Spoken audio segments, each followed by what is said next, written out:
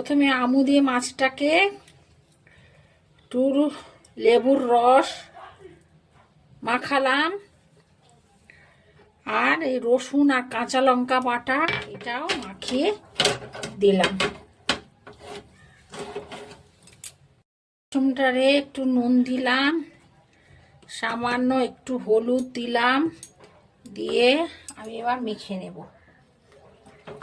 বেশি পাতলা করলে হবে না, মিডিয়াম। এবার ফ্রাই করে নিচ্ছি। এই লেসটাকে ধরে আস্তে আস্তে করে ছেড়ে দিতে হবে। এরকম লেসটাকে ধরে এরকম বেসনে মাখিয়ে আস্তে আস্তে একটা একটা করে ছেড়ে দিতে হবে।